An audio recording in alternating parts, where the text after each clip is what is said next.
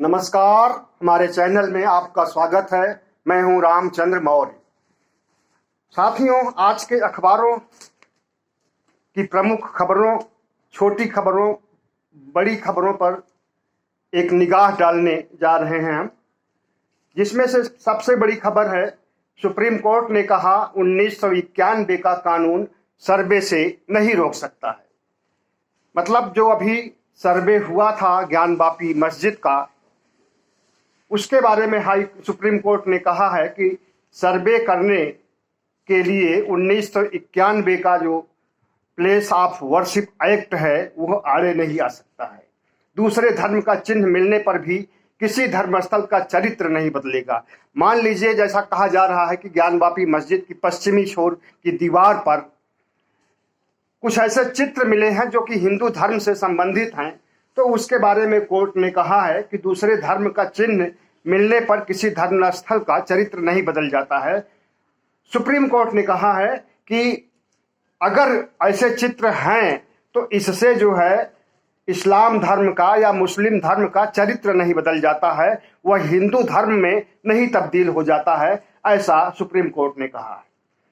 और ज्ञानवापी पर एकता के जो ये निशान की बात कही जा रही है, इसके बारे में मुस्लिम पक्ष का कहना है कि ज्ञानवापी परिसर में सर्वे की रिपोर्ट के कुछ अंश बाहर आने के बाद मस्जिद की देखभाल से जुड़ी अंजुमन इस्लामिया मस्जिद कमेटी के संयुक्त सचिव SM यासीन ने कहा कि ज्ञानवापी मस्जिद है और रहेगी। मस्जिद के दीवारों पर दिखे फूल और कुछ अन्य आकृतियां, जैसे सांप की आकृतियां, अकबर के दीन इलाही धर्म का प्रतीक हैं। यह हिंदू मुस्लिम एकता का भी प्रतीक है। इस मस्जिद को अकबर ने बनवाया था। साल 1937 में ही कोर्ट ने मान लिया था कि ज्ञानवापी वक्फ बोर्ड इतने समय बाद इसे लेकर विवाद क्यों कर रहा है। इसमें यह कहा गया है कि अकबर ने एक धर्म का भी सूत्रपात किया था। उस धर्म का नाम था दीन इलाही, और इस दीन इलाही की शुरुआत इलाहाबाद में की गई थी। इस धर्म के अंतर्गत सूर्य की उपासना का भी प्रावधान था, और मस्जिद में जाकर के नमाज पढ़ने का भी प्रावधान था, और हिंदू धर्म के सारे कर्मकांडों का भी प्रावधान था। और इसी तरह से यहूदी धर्म से भी चीजें ली गई थी, और जितने भी धर्म हैं सबका समावेशी रूप दीन इलाही धर्म था। उसमें एक तरह से धार्मिक सौहार्द, आपसी भाईचारा और धार्मिक एकजुटता का संदेश मिलता है दीन इलाही धर्म से। और उसी दीन इलाही धर्म के तहत मस्जिदों में भी हिंदू धर्म के प्रतीक चिन्ह उकेरे गए थे, जिसे आज हिंदू पक्ष कह रहा है कि यह पहले मंदिर था और इसमें सिर्फ और सिर्फ हिंदू देवता थे। हैदराबाद मुठभेड़ फर्जी सेशन जज आयोग। आपने 2019 में सुना होगा कि हैदराबाद में एक रेप कांड हुआ था, जिसमें एक वेटरिनरी डॉक्टर यानी पशु चिकित्सक महिला के साथ बलात्कार किया गया था और उसे मार दिया गया था। और उस समय जब पुलिस पहुंची थी तो आरोपियों को गिरफ्तार की थी, और गिरफ्तार करने के बाद ऑन द स्पॉट उनकी हत्या कर दी। इसकी बहुत सराहना हुई थी उस समय 2019 में, और बहुत लोगों ने इसका खंडन भी किया था, लेकिन कानून की नजरों में यह एक अपराध था और बहुत बड़ा अपराध था। जिस तरह से बलात्कार कांड होते रहे हैं, निर्भया कांड से लेकर के अब तक, या निर्भया कांड के पहले भी बहुत दरिंदगी भरे बलात्कार कांड हुए हैं, और उसके बाद भी कई हुए हैं और आए दिन होते रहते हैं। उत्तर प्रदेश में तो हर रोज 6 दलित महिलाओं के साथ बलात्कार किया जाता है, और ये हमारा आंकड़ा नहीं है बल्कि NCRB का आंकड़ा है। तो बलात्कार की घटनाओं को रोकने के लिए उस समय यह दलील दी गई थी कि अगर ऑन द स्पॉट मार दिया गया तो बहुत अच्छा किया गया, इससे संदेश जाएगा और दरिंदे डरेंगे कानून से, पुलिस से और बलात्कार करने से। लेकिन सुप्रीम कोर्ट ने इसके खिलाफ एक आयोग गठित किया था, और उस आयोग की रिपोर्ट कल आई है जिसमें 10 पुलिस वालों को कसूरवार माना गया है और जितने आरोपियों का इनकाउंटर किया गया था उसमें से 3 नाबालिग भी थे, उन्हें भी मारा गया था। तो इस तरह से हैदराबाद में जो मुठभेड़ हुआ था, जो कांड हुआ था, पुलिस ने अंजाम दिया था, उसकी पोल खुल गई है और 10 पुलिस वालों के ऊपर हत्या का आरोप पर मुकदमा चलेगा। तो आज यह खबर भी सुर्खियों में है और पहले पेज पर है। इसी तरह से ग्राहकों की शिकायतों पर ओला और उबेर को नोटिस भेजी गई है। ओला और उबेर के प्रति बहुत सारी शिकायतें मिलती रही हैं काफी समय से। नेशनल कंज्यूमर हेल्पलाइन NCH के एक आंकड़े के मुताबिक 1 अप्रैल 2021 से 1 मई 2022 के दौरान ओला के खिलाफ 2482 कंप्लेंट मिली थी, जबकि उबेर के खिलाफ 770 कंप्लेंट मिली थी। इसको लेकर के लोगों के कंप्लेंट्स को लेकर के उपभोक्ता अदालत ने, केंद्रीय उपभोक्ता संरक्षण प्राधिकरण CCPA ने शुक्रवार को ओला कंपनी और उबेर कंपनी को नोटिस भेजा है और 15 दिनों में उसका उत्तर मांगा है। और जो नोटिस भेजा गया ये इस आधार पर है कि ओला के और उबेर के ड्राइवर जो होते हैं वो कैश लेना चाहते हैं, ऑनलाइन पेमेंट नहीं चाहते हैं, और जिस जगह के लिए उन्हें बुक किया जाता है तो वो पूरा वहां तक पहुंचाते नहीं हैं, बीच में रास्ते में ही उतार देते हैं। और इस तरह की बहुत सारी कंप्लेंट हैं, लोगों की मदद नहीं करते हैं और ज़्यादा भाड़ा भी वसूल लेते हैं और ड्राइवरों का जिस तरह से व्यवहार होना चाहिए वैसा व्यवहार नहीं होता। तो इस तरह से दोनों कंपनियों के खिलाफ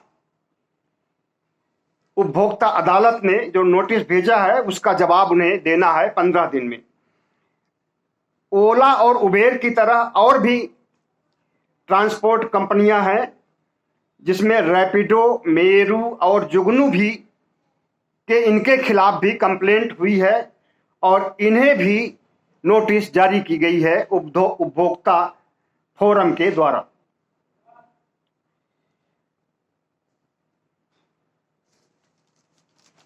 इसी तरह से एक खबर है कि रामपुर पहुंचे आजम खान ने कहा, मेरी तबाही में मेरे अपनों का ही हाथ है। सपा विधायक आजम खां करीब 2 साल 3 महीने बाद सीतापुर जेल से रिहाई के बाद शुक्रवार को शाम अपने घर रामपुर पहुंच गए। रामपुर में समर्थकों के बीच आजम ने कहा, मेरी तबाही में अपनों का ही हाथ है। उनका इशारा अखिलेश यादव और समाजवादी पार्टी की तरफ था, क्योंकि वे काफी समय से पार्टी से नाखुश चल रहे थे और पार्टी ने उन्हें जेल से छुड़ाने के लिए कोई सकारात्मक प्रयास भी नहीं किया, कोई पहल भी नहीं किया या भारतीय जनता पार्टी के खिलाफ कोई ऐसा आंदोलन भी नहीं चलाया जिसकी उम्मीद करते थे आजम खान। और दूसरी तरफ आजम खान के खिलाफ सुप्रीम कोर्ट ने जो तल्ख टिप्पणी की है वह बहुत गौरतलब है, क्योंकि जब उनके ऊपर लगभग 88 मुकदमे लगाए गए थे, 88 कंप्लेंट क्या 88 FIR थी, जिसमें बकरी चोरी का भी था, जिसमें शराब की चोरी का था कि गाड़ी से उतर करके गए और शराब की चोरी किए। इस तरह से छोटे छोटे 88 केस थे जो कि आजम खान के ऊपर लगाए गए थे। और जब 88वें केस का निस्तारण हुआ और उन्हें रिहा करने की बात हो रही थी, उसी समय उत्तर प्रदेश सरकार ने एक और आरोप जड़ दिया। इस पर सुप्रीम कोर्ट बहुत नाराज हुआ और यूपी गवर्नमेंट को आड़े हाथों लिया। उसके बाद से यूपी गवर्नमेंट की हिम्मत नहीं पड़ी है आजम खान के खिलाफ कोई भी मुकदमा दायर करने की या FIR लिखने की। दिल्ली में रोबोट बुझाएगा आग, ये एक बहुत अच्छी पहल है, नई टेक्नोलॉजी का इस्तेमाल है। दिल्ली में आए दिन आग लगती रहती है और अभी कल भी आग लगी थी दिल्ली के कई इलाकों में। और ऐसे समय पर अगर रोबोट का इस्तेमाल किया जाएगा तो ये बहुत अच्छी बात है। और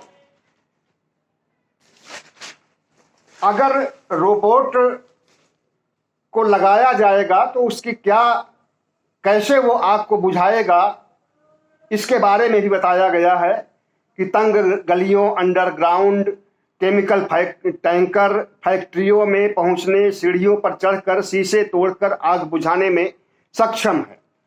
तो आग के बीच भी घुस करके आग बुझाने का काम रोबोट कर सकता है, क्योंकि वो इंसान नहीं होता है, मशीन होता है, और वो मशीन लोहे की बनी होती है। 360 डिग्री घूम करके आग बुझा सकता है रोबोट। दिल्ली फायर सर्विस के डायरेक्टर अतुल गर्ग ने बताया कि दमकल में लगी पानी की पाइप रोबोट में फिट हो जाते हैं। इस तरह से रिमोट से जो आग आने वाली जगह की तरफ भेजा जाता है। इमारत में आग के धुएं के बीच रोबोट घुस करके आग को बुझा सकता है। दिल्ली में बुलडोजर रुकने का नाम नहीं ले रहा है। कल भी बुलडोजर चला है और अतिक्रमण वाले क्षेत्रों पर बुलडोजर लगातार चल रहा है। लगभग 1 महीने से जहांगीरपुरी में बुलडोजर चलने के बाद बुलडोजर बंद नहीं हुआ है, और कल नई दिल्ली के कई इलाकों में, खास करके मंगोलपुरी के इलाके में बुलडोजर चला है। केजरीवाल का कहना है, दिल्ली के मुख्यमंत्री अरविंद केजरीवाल का कहना है कि दिल्ली में लगभग 80% मकान या दुकान नक्शे के तहत अप्रूव नहीं है। तो क्या 80% मकानों को ढहा दिया जाएगा, 80% दुकानों को ढहा दिया जाएगा, ये सवाल उठता है। लेकिन जो मकान और दुकान अप्रूव नहीं है, उसमें से मुस्लिमों को चुन चुन करके निशाना बनाया जा रहा है और उन्हीं के मकान और दुकान को ढहाया जा रहा है। इसी क्रम में शुक्रवार को मंगोलपुरी में अतिक्रमण के खिलाफ कार्रवाई होनी थी, लेकिन पुलिस बल वहां नहीं पहुंच पाई, इसलिए उसे स्थगित करना पड़ा, क्योंकि वहां बहुत बड़ी भीड़ इकट्ठा हो गई थी अतिक्रमण का विरोध करने के लिए। निगम ने चेतावनी दी है कि फिर से कार्रवाई की जाएगी और अगली बार भारी पुलिस बल की व्यवस्था की जाएगी। अतिक्रमण के खिलाफ उत्तरी दिल्ली नगर निगम की कार्रवाई निरंतर जारी है। शुक्रवार को रोहतक रोड की सर्विस लेन से अतिक्रमण हटाया गया। सड़क किनारे बनी करीब 50 से अधिक टीन टप्पर व बनी अस्थायी झुग्गियों को बुलडोजर से ढहाया गया। इस कार्रवाई में निगम कर्मियों के साथ भारी पुलिस बल तैनात था। रोहतक रोड पर मादीपुर स्टेशन के नजदीक वर्षों से अतिक्रमण था।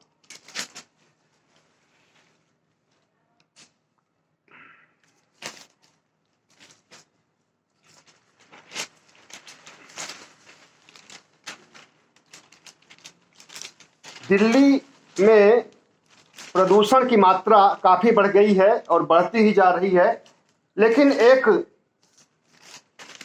नई चीज सुनने में आई है कि दिल्ली में गौरैया के विकास के लिए, गौरैया जो पक्षी होता है वह दिल्ली सरकार का राज्य पक्षी है। जैसे भारत सरकार का मोर है राष्ट्रीय पक्षी, उसी तरह से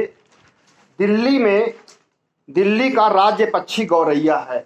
और गौरैया गांव यहाँ पर एक बनाया गया है और उस गौरैया ग्राम में गौरैया को पालने के लिए व्यवस्था की गई है।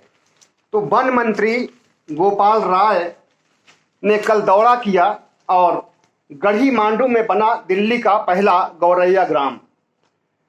तो गढ़ी मांडू दिल्ली में पड़ता है और यहाँ के बाग बगीचों में गौरैया के पालन के लिए, गौरैया के पालन पोषण के लिए जो व्यवस्था की गई है वो बहुत ही सराहनीय है। पर्यावरण और वन मंत्री गढ़ी मांडू सिटी फॉरेस्ट में बने राजधानी के पहले गौरैया ग्राम का दौरा किया। उन्होंने बताया कि दिल्ली के राज्य पक्षी गौरैया को संरक्षित करने के मकसद से गढ़ी मांडू में गौरैया ग्राम बनाया गया है। इस ग्राम में कीट घर और तितलियों के लिए भी नेचुरल हैबिटेट को विकसित किया गया है। गोपाल राय ने शुक्रवार को वन एवं वन्य जीव विभाग के अधिकारियों के साथ दौरा किया। इस मौके पर नुक्कड़ नाटक की मदद से उपस्थित लोगों को गौरैया के बारे में जानकारी दी गई। गौरैया ग्राम में हर्बल गार्डन की सुविधा भी दी गई है। पर्यावरण मंत्री ने बताया कि गौरैया की प्रजाति को बचाए रखने के लिए सरकार ने गढ़ी मांडू सिटी फॉरेस्ट में दिल्ली का पहला गौरैया ग्राम विकसित किया गया है। इस गौरैया ग्राम का मुख्य उद्देश्य गौरैया पक्षी को इकोलॉजिकल सपोर्ट देना है। उन्होंने बताया कि इस गौरैया ग्राम में दिल्ली के राज्य पक्षी गौरैया के जीवन चक्र का चित्रण किया गया है। यहाँ गौरैया पक्षियों के खाने के लिए कीट घर बनाए गए हैं, कीड़े मकोड़े के घर बनाए गए हैं, कीड़े मकोड़े पैदा करने के लिए भी स्थान बनाया गया है ताकि गौरैया को भोजन मिलता रहे, उन्हें इधर उधर न भटकना पड़े। साथ ही शहरों में नेस्टिंग होल की कमी को देखते हुए यहाँ नेस्टिंग होल का भी निर्माण किया गया है। गौरैया ग्राम में कीट घर को भी किया गया है विकसित। कीड़ों को पालने की व्यवस्था की गई है और उन कीड़ों को गौरैया खाते हैं। उन्होंने बताया कि गौरैया के लिए यहाँ विभाग द्वारा करौंदा एक फल होता है, करौंदा और कुंडली जैसे देसी जामुन और घास झाड़ियां लगाई गई हैं जिसे जो गौरैया का मुख्य आहार होता है। इसके साथ ही गौरैया ग्राम में फीडर बॉक्स, कृत्रिम घोंसले और मिट्टी के बर्तन भी रखे गए हैं। इसके साथ साथ तितलियों के लिए भी नेचुरल हैबिटेट का विकास किया गया है जिसके कारण उनकी संख्या में पहले से काफी वृद्धि हुई, गौरैया की संख्या में वृद्धि हुई। दिल्ली में एक नाबालिग लड़की के साथ 6 महीने पहले एक 60 साल के युवक ने बलात्कार किया था और वह आज जेल के शिक्षों के पीछे बंद है। और उसी लड़की के साथ अभी 2 दिन पहले गैंग रेप हुआ है। एक नाबालिग दिव्यांग बच्ची से 6 महीने पहले एक 60 साल के बुजुर्ग ने रेप किया था। इस मामले में आरोपी को पुलिस ने पकड़ा जो अब जेल में है। नाबालिग अभी इस सदमे से उबर भी नहीं पाई थी कि अब इलाके के 2 लड़कों ने किडनैप कर इस्कॉन मंदिर के पीछे पार्क में गैंगरेप को अंजाम दिया। पार्क के गार्ड ने आरोपियों को रेप करते हुए रंगे हाथों पकड़ लिया। पीड़ित और दोनों आरोपियों को अमर कॉलोनी थाने लाया गया। लड़की गोविंदपुर थाने से किडनैप हुई थी, इसलिए केस वहीं पर ट्रांसफर कर दिया गया है। इस तरह की हैवानियत सिर्फ दिल्ली में ही नहीं, अब ये दिल्ली में जो हालत है बलात्कार की या दहेज की भी खबरें छपी हुई है कि पत्नी को मार डाला और उसके बाद उसके हस्बैंड को और पूरे परिवार के लोगों को जेल के शिक्षकों के पीछे जाना पड़ा। इतना ही नहीं बल्कि जेएनयू की छात्राओं से भी छेड़छाड़ किया जा रहा है। सोशल मीडिया पर दोस्ती बना करके जेएनयू की एक लड़की को बुलाया गया रेस्टोरेंट में और उसके बाद उसके साथ अश्लील हरकतें की जाने लगी। लेकिन लड़की अलर्ट थी और पहले से उसे कुछ आभास था, इसलिए उसने पुलिस को फोन किया और रंगे हाथ पकड़वा दिया आरोपी को। इस तरह से एक खबर बहुत महत्वपूर्ण है जो कि दिल्ली सरकार ने मजदूरों का न्यूनतम वेतन बढ़ा दिया गया है और ये बताया जा रहा है, दिल्ली के डिप्टी सीएम मनीष सिसोदिया का कहना है कि दिल्ली में मजदूरों को जितना वेतन दिया जाता है वो चाहे अकुशल श्रमिक हो, चाहे अर्धकुशल श्रमिक हो, चाहे कुशल श्रमिक हो, हर तरह के श्रमिकों को जितना पारिश्रमिक दिया जाता है, जितनी सैलरी दी जाती है, उतना देश में किसी भी राज्य में सैलरी नहीं दी जाती। श्रमिक वर्ग के इस तरह से उनके वेतन में बढ़ोतरी की गई है और वो उसकी घोषणा कल मनीष सिसोदिया ने किया था। अकुशल श्रमिक जिनकी पुरानी सैलरी 16,064 रुपए थी, उसे बढ़ा करके 16,506 रुपए कर दिया गया। अकुशल श्रमिक, अर्धकुशल श्रमिक जिनका वेतन 17,693 था, उनका बढ़ा करके 18,187 रुपए कर दिया गया है। इसी तरह से कुशल श्रमिक जिनका वेतन अभी तक 19,473 था, उनका वेतन बढ़ा करके 2,019 रुपए कर दिया गया है। डिप्टी सीएम ने कहा कि बाकी राज्यों की तुलना में सबसे ज़्यादा न्यूनतम वेतन दिल्ली में दिया जाता है और ये जो वेतन बढ़ाया गया है ये अप्रैल से लागू माना जाएगा। मतलब कि अप्रैल से दिया जाएगा, अप्रैल का भी दिया जाएगा, मई का, जून का, लगातार फिर दिया जाएगा। तो इस तरह से बहुत सी खबरें हैं जो कि छोटी छोटी खबरें हैं लेकिन दिल को दहलाने वाली खबरें हैं। और अखबारों को देखने पर ऐसा लगता है कि जैसे इस दिल्ली में या पूरे भारत में सिर्फ अपराधी ही रह गए हैं और अपराधियों का एक छत्र राज हो गया है। और लेकिन इन अखबारों में सांप्रदायिकता के खिलाफ या जो कुछ आज घटित हो रहा है उनके खिलाफ न तो संपादक ने आवाज उठाई है और न लोगों ने आवाज उठाई है, पत्रकारों ने आवाज उठाई है।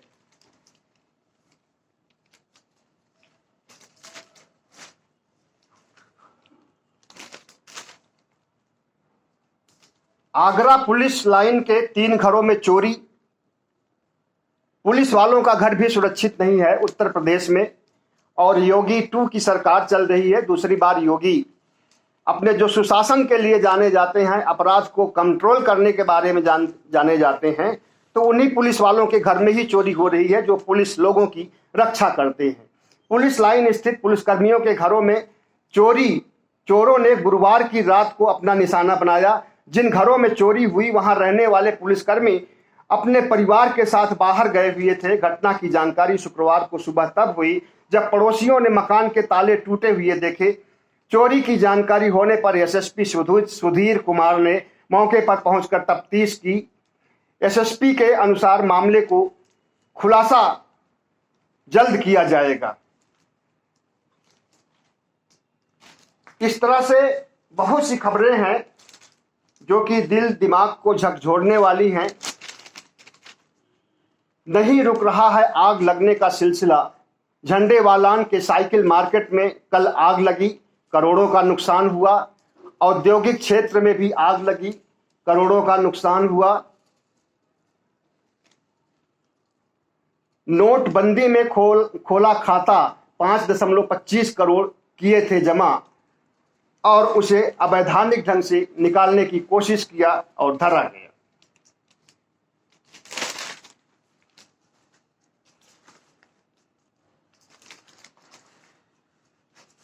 हाई कोर्ट ने ओबीसी की 18 जातियों को एससी प्रमाण पत्र जारी करने से मना किया। आपको मालूम होना चाहिए कि ओबीसी में जो अति पिछड़े लोग होते हैं, जातियां होती हैं, उसमें से 18 जातियों को अभी तक सरकार ने अनुसूचित जाति का प्रमाण पत्र बनाया था। मतलब